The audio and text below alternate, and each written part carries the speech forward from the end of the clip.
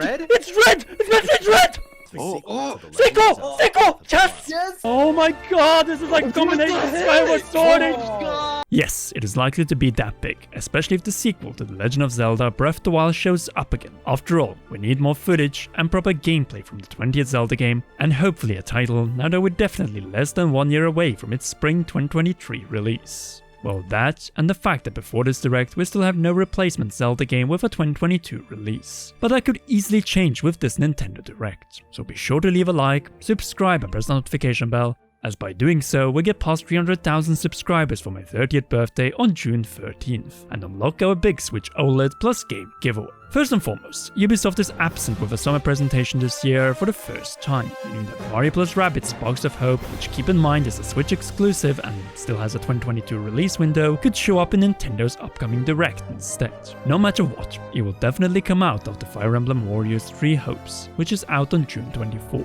and the most likely window is indeed as late as December, or early as mid-August, though August usually ends up as a third-party month. Then again, this is sort of a third-party game, isn't it? But it could also be No Man's Sky. In other words, let's move 1 month back, namely to July, begin with Xenoblade Chronicles 3. As on Friday, July 26th, the surprisingly short wait for Xenoblade Chronicles 3 will be over. No matter what, this game will be key in the upcoming presentation and make the second half of summer an amazing adventure. Size matters, and with such an ambitious title, it wouldn't come as a surprise if the game additionally receives its own dedicated Xenoblade Direct, much like 2 got back in 2017. Or Platoon 2 for that matter, prior to its release in July 2017, and that was on top of the E3 2017 spotlight. In other words, there's still a lot we can see from this game, specifically before its release date on September 9th. And it can be done in so many ways to demonstrate that they're elevating the franchise to new heights, with the most ambitious single-player campaign to date through the Return of the Mammalians, and with everything from 2 prior games in weaponry and far more. All that just awaits to be properly demonstrated in a proper Nintendo Direct before the release, as after the brief Salmon Run showcase in February, a more in-depth take on what is new in the game would be great.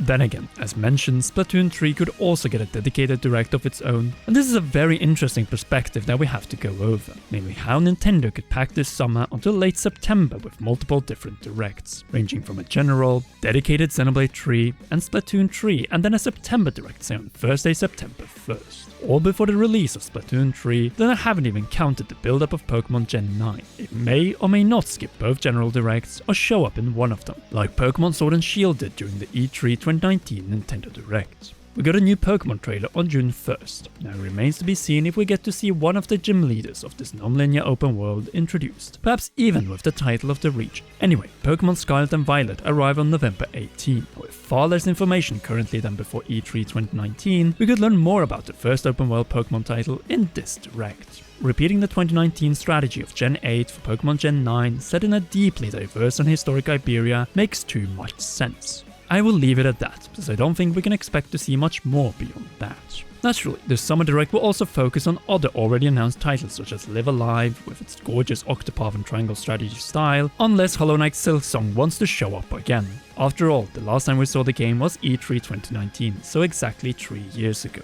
Anyway, this summer we also have the Monster Hunter Rise Sunbreak expansion, free-to-play Fall Guys, and the open universe No Man's Sky. So this might be brought up, but the reason why I'm mentioning them is so that we can move on to the one 2022 game that we still haven't touched. Bayonetta 3. Skip the February Direct, which might have made some concern about it actually making it for 2022, but we kind of forget that usually games skip the Direct after it was last time shown, and the fact that we're still missing an October 2022 game. And Bayonetta is, as we have mentioned across so many videos, the perfect 2022 Halloween release. This title has been awaited since 2017, and we definitely need another taste after the one we got to conclude the 2021 September Nintendo Direct. Naturally, with the release date which has to be at the end of October.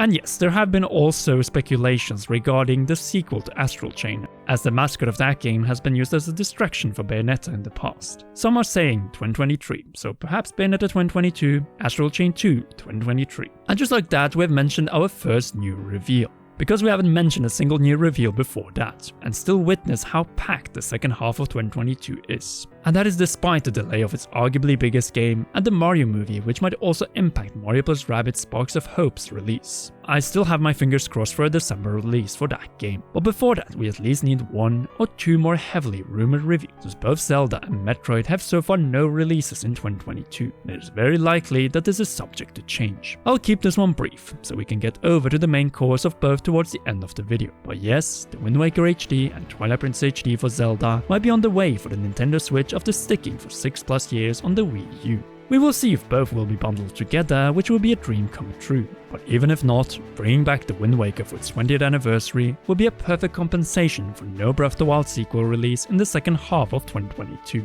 And Zelda loves the E3 summer window, as we saw from the climax of the E3 2021 Nintendo Direct, and hopefully this Direct will not be any different. With that being said, a different game was nearly as equally important at that E3, Metroid Dread, and this year, 2022, we celebrate the 20th anniversary of the first Metroid Prime game. The rumors about this game have been repeated for years now, but this year, the rumors more than ever points to the Retro Studios, as a warm-up to Metroid Prime 4 has been working on a proper remake of the GameCube masterpiece, all to celebrate the imminent return of the Prime franchise. Seriously, if we can get the best GameCube Zelda and Metroid titles in the same year, then we have no right to complain about the output of games from Nintendo in the second half of 2022. It will be stupendous, but there could be more, including multiple brand new games that get revealed for the first time. The reason for this is that ahead of the February Direct, many expected the reveal of a brand new Fire Emblem, but clearly the Three Houses saga had to be concluded with Warriors 3 Hopes before we move on to the next generation. Even so, with said game out, things could change, not necessarily in a June Direct, but definitely in a September Direct, as reports have been pointing to that the next Fire Emblem game is ready. More so, the game might actually come out this year, though 2023 is also a possibility. Indeed, the same can be said about any surprise reveals, with possible releases already from August into deep 2023.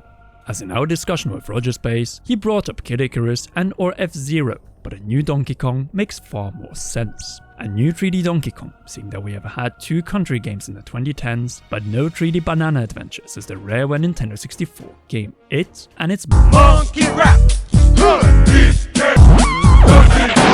The big question though is who would develop such a game, which might bring back the Kremlings and King K. Rool as the main antagonist. Retro Studios would be the obvious answer, but they are more than busy with Metroid Prime 4 and possibly Metroid Prime Remake. Naturally, this also depends on the Mario movie, which after its delay to spring 2023 might or might not come out the same year as a new 3D Mario game. It is hard to believe, but it has been close to 5 years since Super Mario Odyssey, so hopefully we can get a reveal of a sequel of a brand new 3D Mario game this year, though I wouldn't get my hopes too high up for that. Primarily since Nintendo is working on 3 Mario projects for 2022 releases: Mario Strikers, which is out, Mario + Rabbids 2 with Ubisoft, and Mario Kart 8 Deluxe Wave 2 and 3 DLC. So hopefully we'll find out soon. Now then, let's finish this video by going over the 2 games that we know for certain will not come out in 2022, which are too big to ignore for Nintendo, especially with ports and remakes of other titles from the same franchises being revealed in this Direct. The sequel to The Legend of Zelda Breath of the Wild coming spring 2023, and Metroid Prime 4 coming anytime beginning from late 2023. Zelda is certain to get proper gameplay in the next couple of months, but the big question is whether we will get the final title of the 20th Zelda game after 3 years of waiting. Hopefully we don't have to wait for it much longer, and that the reveal is going to be legendary. The time is just like in June 2016 now to begin the proper marketing of this game, as an entire world is ready to see what title comes after Breath of the Wild. All 3D Zelda games back to Twilight Princess have had their titles revealed in June, all leading up towards their release, and since the game is coming out before a potential E3 2023, it is clear that the time has come to reveal the title in this Nintendo Direct. E3 2021 without the title was already a bummer, but going over 12 additional months without a proper title is simply infuriating. Either way, I'm still in the camp that believes in 3/3/2023 as the release date, so I'm in no rush to get the actual release date in spring 2023 at this point. All I need is the title, plus gameplay. And this is the thing I think we could get both of.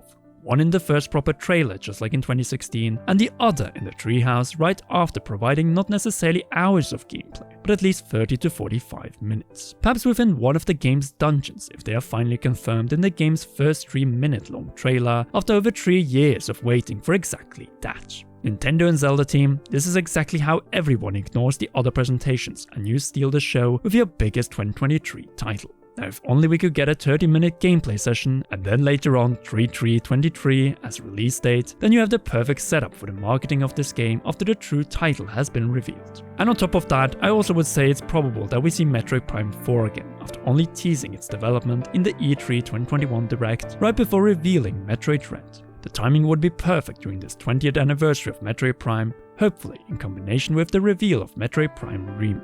All to bring retro studios back to a Nintendo Direct with a new release after way too many years.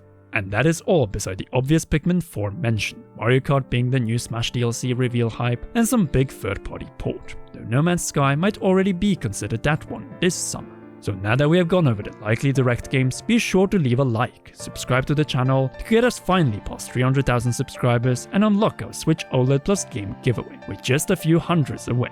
Finally, a big thanks to our patreon.com/CommonRun patrons, and in particular to our role producer Chalshash. You rock, and please enjoy one or both of these two awesome videos.